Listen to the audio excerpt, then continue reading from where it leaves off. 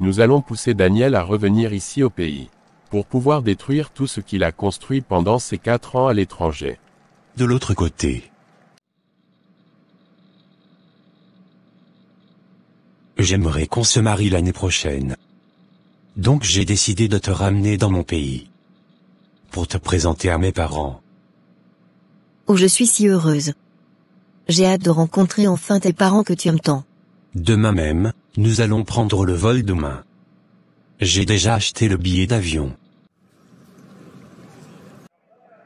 Je suppose que le voyage t'a fatigué. Nous allons aller dans la maison que j'ai construite à mes parents. Tu pourras te reposer. Où allez-vous comme ça, monsieur? Ici c'est une résidence privée. Je sais, monsieur.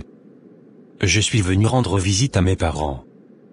Techniquement, je suis le propriétaire de cette maison. C'est vous, monsieur Daniel. Excusez-moi, je ne savais pas que c'est vous. Mais vous n'êtes pas au courant. Vos parents ont vendu la maison il y a 8 mois de cela. La maison appartient désormais à une femme camerounaise. Mais qu'est-ce que tu me racontes? Cela n'est pas possible. Mes parents ne m'ont rien dit. Je vais appeler l'agence en charge de la maison pour demander. Qu'est-ce qui t'arrive, mon cher? Je viens d'apprendre par l'agence que mes parents ont vendu la maison que je leur ai offerte. Alors que même ce mois, j'ai payé encore le salaire du gardien. J'apprends qu'ils ont vendu la maison depuis 8 mois. Pourquoi ils ne t'ont pas informé? J'ai appris qu'ils sont allés vivre au village. J'irai là-bas pour leur dire ce que je pense. Je suis vraiment très déçu et en colère. Bonjour papa. Comment allez-vous? Je viens tout juste d'atterrir. Je suis directement allé dans la maison. Mais j'ai appris que vous l'avez vendue. Alors que vous ne m'avez rien dit. J'envoie de l'argent chaque mois pour l'entretien de la maison, les salaires du gardien, du chauffeur, de la cuisinière. Où est passé tout cela?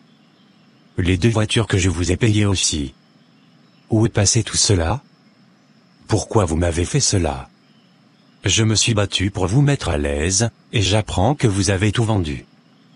Je suis tellement déçu et en colère. Je veux savoir pourquoi vous avez tout vendu.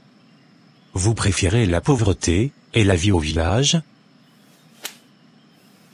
Comment tu oses me faire des reproches? N'oublie pas qu'ici nous sommes en Afrique. Si nous avons tout vendu, cela ne te regarde en rien. Et d'ailleurs c'est qui cette fille que tu nous as amenée? C'est ma fiancée. J'étais venu pour vous la présenter. Ta mère et moi, t'avons déjà trouvé une fille ici dans le village. C'est elle que tu vas épouser. Waouh, ça va trop loin. Je préfère quitter ce village, et retourner en Allemagne, avant que les choses ne dégénèrent. Ah bon, ok, va-t'en d'ici.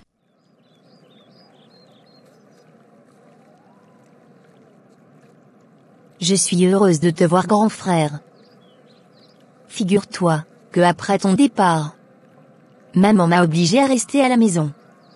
Elle refusait de me payer l'argent pour la scolarité. J'avais tellement besoin de toi pour me défendre. Ils ont vendu la maison, et les 2 voitures que tu leur as achetées. Nos parents sont méchants. Quelqu'un dans le village m'a dit que papa et maman sont des sorciers. Qui t'a dit ça? Ne redis plus jamais ça devant quelqu'un. Quand je serai de retour en Allemagne, je vais charger un ami à moi ici, qui va m'aider pour te faire voyager aussi. Merci beaucoup, Daniel. Pardonne-moi de ne pas rester encore longtemps. Mais je dois partir, sinon je risque de me disputer avec les parents. Je suis trop énervé par ce qu'ils ont fait. Nous allons tuer la fiancée, et lui-même nous allons tout détruire aujourd'hui même. Je vais prendre le contrôle pour que son patron le vire de l'entreprise. Il ne retournera plus jamais en Allemagne. C'est fini. C'est vraiment incroyable tout ceci. Pourquoi tes parents font tout cela? Ils n'aiment pas le confort? Moi-même je ne comprends pas leur comportement. Je ferais mieux de m'éloigner d'eux. On retourne en Allemagne dès demain. Un camion vient tout droit sur nous. Mais que s'est-il passé? Pourquoi vous avez coupé ma jambe, docteur? Vous êtes enfin réveillé, jeune homme. Nous avons dû vous amputer, il n'y avait pas d'autre solution. Où se trouve la fille qui était avec moi dans la voiture? Elle va bien? Je suis désolé, elle était morte avant même d'être admise à l'hôpital. Quoi? Oh mon Dieu! Enfant d'autrui, que vais-je dire à ses parents? Je suis foutu. Nous avons appelé vos parents. Ils étaient venus pour donner leur accord afin qu'on vous ampute la jambe. Mais ils sont déjà repartis. Ils sont repartis pendant qu'on m'opérait encore? Oh quelle tristesse! Je me suis tant battu pour mes parents, pour me rendre compte que c'étaient des monstres qui ne voulaient pas mon bien. Reposez-vous, monsieur. Il y a un ami à vous, qu'on avait aussi appelé. Il est là dans le couloir. Je vais lui dire de venir vous voir. Je suis vraiment triste de ce qui t'est arrivé. J'avais rêvé de toi depuis une semaine, j'ai vu que tu étais attaqué par un homme et une femme, des sorciers, je crois. Mais je n'ai pas prié contre cela. Pardonne-moi, je m'en veux énormément, surtout que je vois qu'on t'a amputé la jambe. Seul le Seigneur Jésus-Christ peut te délivrer de ces hommes méchants. Il faut absolument que tu donnes ta vie à Jésus-Christ pour avoir sa protection. Tout ce que tu me dis me confirme que mes parents sont des sorciers. Je suis hyper déçu. J'ai envie de mourir.